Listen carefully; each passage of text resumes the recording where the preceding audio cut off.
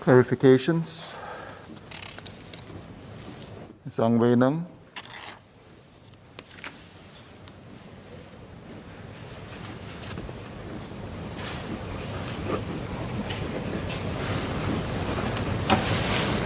Thank you, Chairman. Thank you, Ministers and SMS and SPS for giving a very exciting scene that we're going to have in the next few years for public transport and especially aviation that it will really grow. I have two clarifications, one for SMS Amy Call, another clarification for SMS Mr. Chee Hong Tat. So first, for the maritime sector first, we are very glad to hear that the Tuas port will just not be a port, but a hub activities will include a lot of supplementary industry.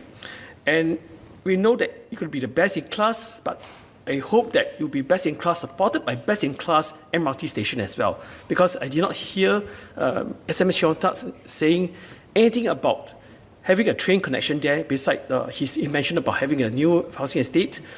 So we hope that he can clarify, because by 2030, as what Minister said, there's still no train to the Tuas port area. The second clarification is for SMS Amy Call. Did I hear correctly that he was saying you add 28 kilometers of cycling path by the end of the year? If it's so, it doesn't seem very exciting. For example, in Nanyang Estate, there are a lot of cyclists, but there's zero cycling path, 0 kilometer of cycling path. So what does it take to double or triple the building of cycling path this year and next, rather than wait for longer term? Thank you.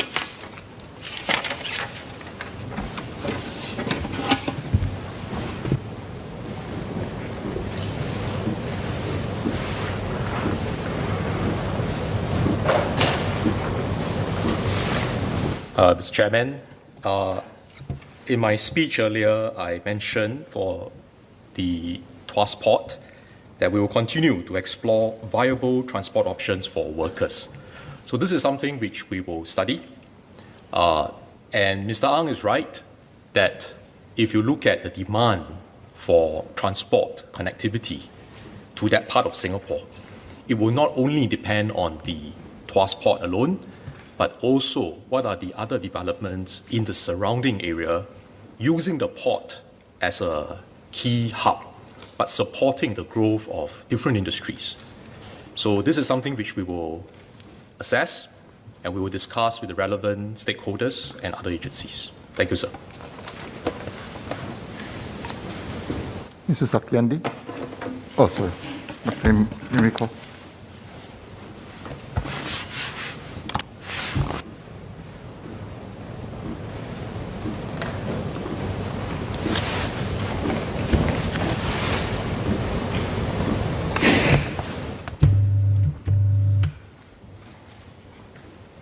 The member is right. I said that by the end of this year, we will have added 28 kilometers of cycling paths.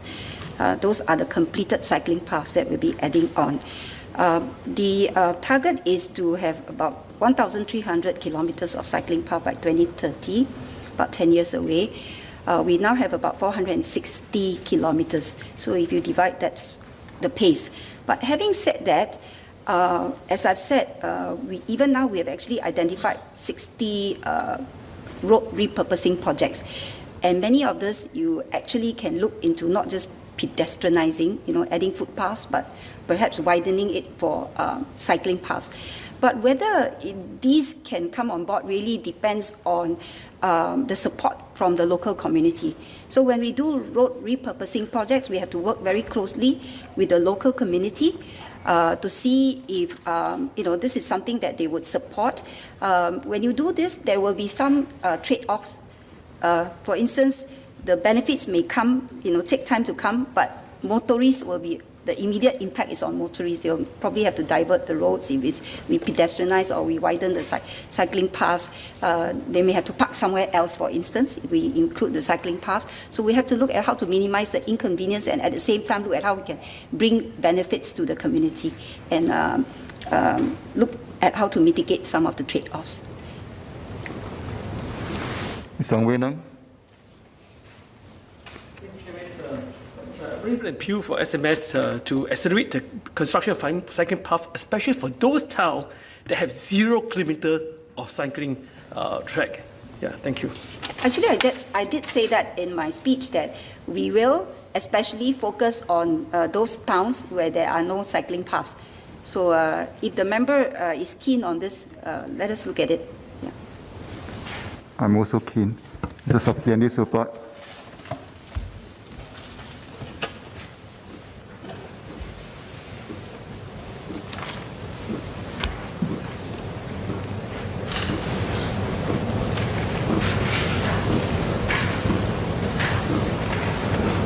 Chairman, fortunately, I'm not asking for a cycling pass for Toa Payoh area because we already have, and we're thankful to MOT for cycling paths there. I have two questions, Mr. Chairman. One to Minister, and second to SMSG.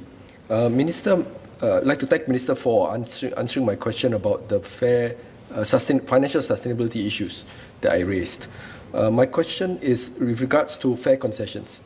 The last fare concession increase, if I look at the LTA website, MOT website, the last inclusion into the fare concession sort of coverage was in 2019, where PTC extended student concessionary fares to polytechnics and other diploma students. And I think it benefited more than 80,000. My question is, are there any new concessions in play going forward in future as fare adjustments come on stream? And you highlighted, Minister, that fare increases might come in going forward. What are the plans in terms of concessions? And the reason why I highlighted about the adult learners is to capture some elements of adult learners who are studying in the polytechnics, and probably captured, but some may not be captured in that sort of the move on 2019. Second question is regards to Mr. Chee's response just now, the seafaring and shore-based jobs and the green maritime sector jobs. How many jobs will be created in those sectors? And whether more can be done to entice more Singaporeans and young Singaporeans to explore good jobs there. I think not many of our young or our Singaporeans are aware of some of these jobs there, and I think those are good jobs that we need to let them know even more going forward. Thanks.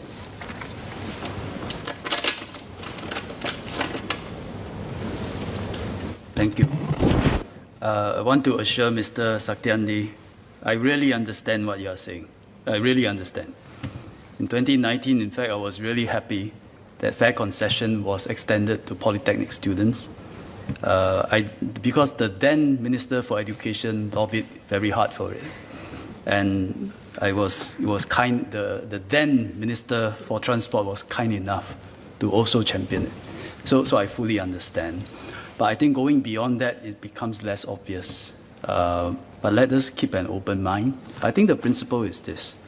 I'm merely mentioning that over the years, from time to time, when the situation enables, there has been fare increases, and probably that whole same system will continue. And second half of the year, PTC will have to convene and have to consider. But whenever there is a fare increase, should there be one, we must always protect the vulnerable groups, like the low income, the students, the seniors, and fare concession is one way to do so. And I think we keep to that principle and see how we can best ensure that those who find difficulty affording it can be protected against fare increases. SMSG.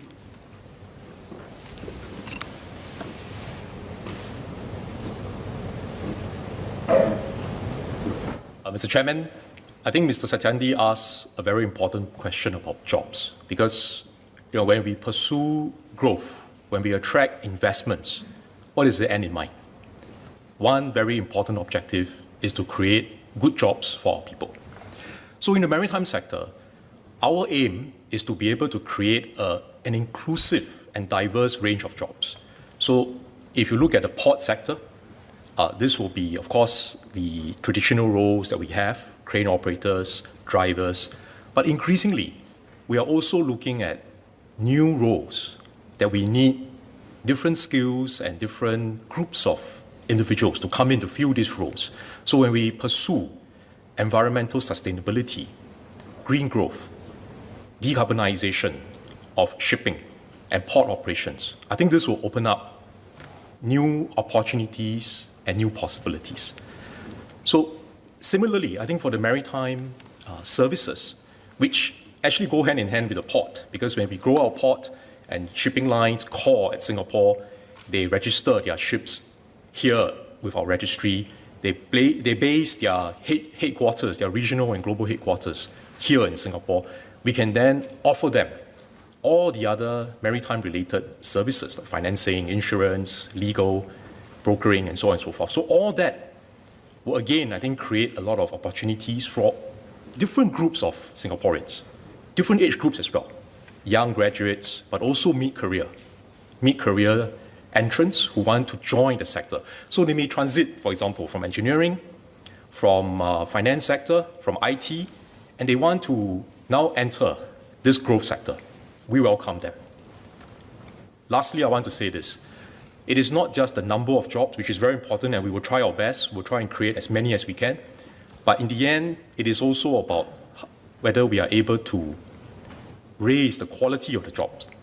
And this is something which is very crucial because it requires a strong tripartite partnership to work hand in hand with the companies and the labor movement to be able to redesign the jobs, to be able to upskill the jobs. And I think in the process of doing so together with growth, we are then able to provide higher pay, better prospects, and I think this will allow us to attract more Singaporeans to enter the sector. Thank you, sir. Mr. Dennis Tan.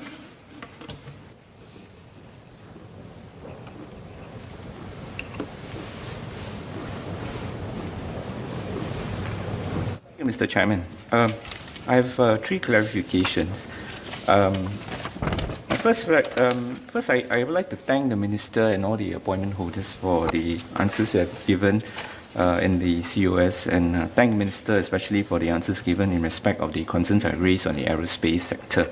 Actually, the first question I have is in respect of what SPSB has shared with us regarding safe riding, and I agree with Member Yeo Wan Ling's concern regarding safe riding on footpath.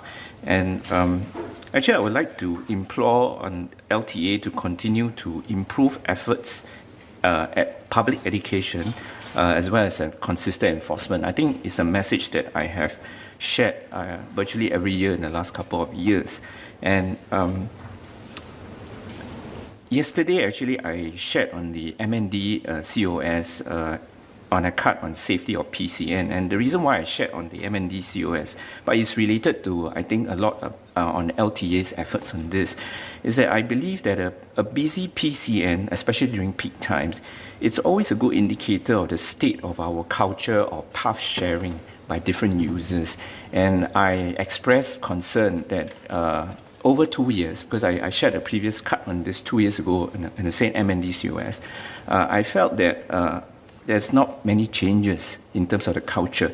So therefore, I would like to implore LTA to continue to work on this public education as well as consistent enforcement.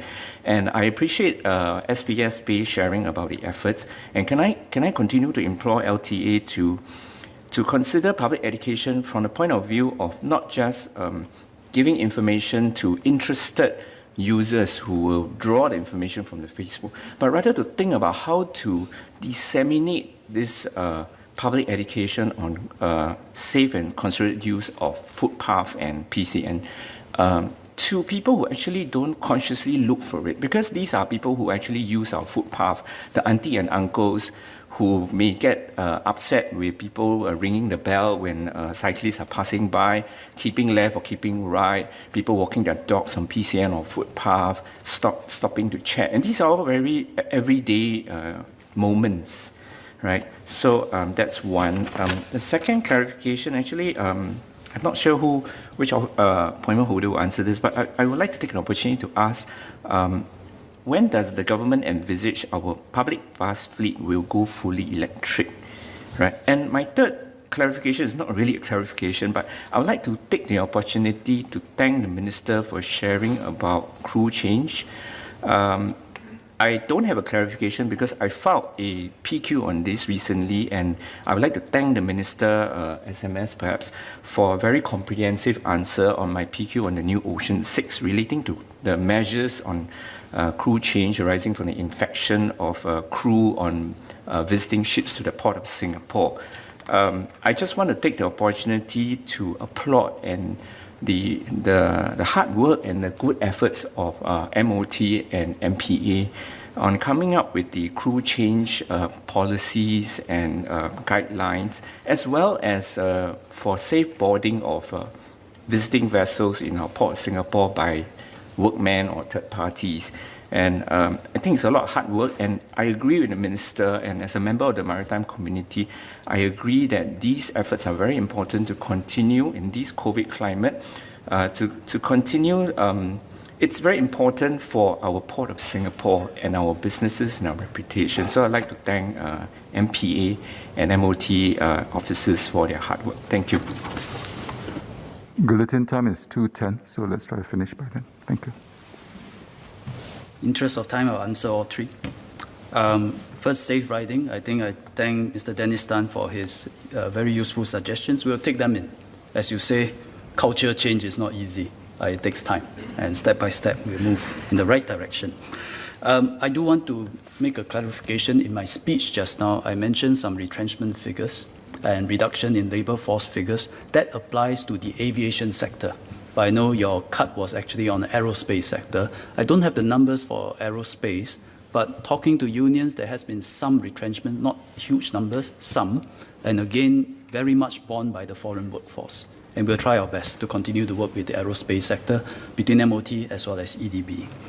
On public bus fleet, the target is 2040 to be fully electric, but we just make a big push towards EVs. Maybe it can be advanced. No, never know. Keep an open mind. Finally, on crew change, thank you for the strong confidence you have shown in our maritime community. I must place on record our thanks to actually Ministry of Health, who work side by side with us to make this possible. There are many ministries of health in the world who just want total elimination of viruses. But I think we had a good relationship working with the ministry, and you take a big deep breath and say we make this step, put in the safety precautions, work with the industry and all the stakeholders, plus the healthcare professionals and experts, and we managed to make it work. But even so, always continue to keep our guard, to be on guard, so that we can maintain Singapore safe as well as an open maritime hub. Mr. Satyandi, would you like to withdraw your amendment, please?